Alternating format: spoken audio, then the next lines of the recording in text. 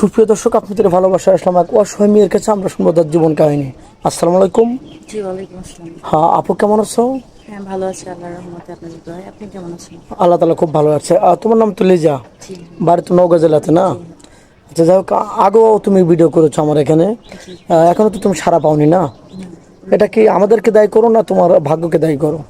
কি বলবো, আমার ভাগ্যই, যখন আপনাদের এখানে হাজার হাজার মেয়ে আসে, তারা তারা হচ্ছে কারো না কারো জীবনের সঙ্গে জড়িয়ে যায়, তাদের ভালো সংসার হচ্ছে, পরিবার হচ্ছে। এখানে আমি এখনো এইভাবে, আমার তো খারাপ লাগে। এটা বলবো যে আমার ভাগ্য খারাপ, আমার কপাল খারাপ, এরকম কিছু একটা মনে হয়। হ্যাঁ, বুঝতে পারছি। বাকিটা আচ্ছা, তোমার আল্লাহর কি রহমত। যৌথ ফ্যামিলি ভালো লাগে না সিঙ্গেল ফ্যামিলি ভালো লাগে? যৌথ ফ্যামিলি ভালো লাগে। যৌথ ফ্যামিলি ভালো লাগে, এমনটা কেন? কারণ আমি, আমার দাদু, আমার বড় যারা ছিল, আমার বাবাও ছিলেন, এখন আমার বাবা নেই, এক পরিবারে বড় হয়েছি। যদিও অনেক দরিদ্র, আমার বাবার সংসার, আমার বাবা যার যার সংসার শেষে দেখতো।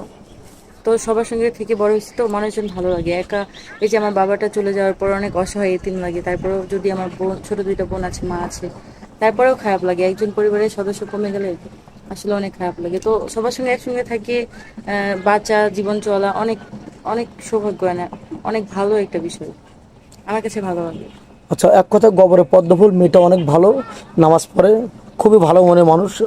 তো যাই হোক, কোনো প্রবাসী যদি বিয়ে করতে চান, তোমার কি ফোন নাম্বার আছে? না, আমার কোনো ফোন এখনও ফোন কিনে নিয়ে আমাদের নাম্বার দেওয়া থাকবে, কেউ ভিডিও কল দেবেন না।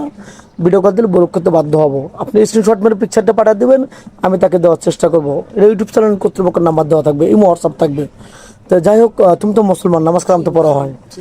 আচ্ছা, কোনো প্রবাসী যদি তোমাকে বিয়ে শাদী করে বাইরে নিয়ে যেতে চান, তোমার কি আপত্তি থাকবে? না, কখনোই না, আপত্তি কিসে থাকবে। আমার মা তো চাই যে আমার একটা বিয়ে শাদী হোক, সংসার হোক। সে যদি আমাকে নিয়ে সারা জীবন রাখতে পারে, তার কাছে অবশ্যই আমি থাকবো, যাবো।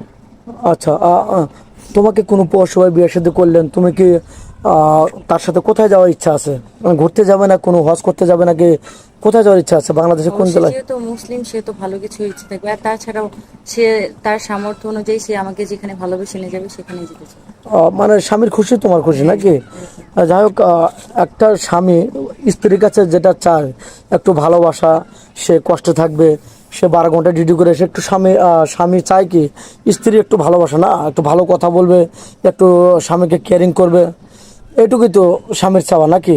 ওটুক তো তুমি অপূর্ণ রাখবে না নাকি? না, না, সত্য? কখনোই না। আমি তাকে হচ্ছে আমার সবটা দিয়ে ভালোবেসে সারা জীবন আমার পাশে রাখতে চাইবো অবশ্যই, সত্য বলছো তো? সে যদি আমাকে রাখে।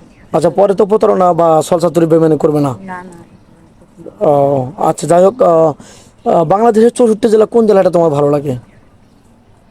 জানি না তো, সেরকম কোনো জেলা ঘোরা মানে হয়নি, তোমার তবে জেলা, আমার এলাকা আমার কাছে ভালো। মানে তোমার মাতৃভূমি তোমার কাছে ভালো লাগে, যেটা তোমার নওগাঁতে নাকি? জি। তারপরে তোমার কপালে যেখানে বিয়ে হবে সেখানে তুমি মেনে নিতে পারবে, জি। স্বামীর সাথে থাকতে পারবে। যাই হোক, মেয়েটা কোনো ফোন নেই, আমাদের নাম্বার দেওয়া থাকবে। ভালো থাকবেন, সুস্থ থাকবেন, এই বলে শেষ করে দিলাম। আল্লাহ হাফেজ।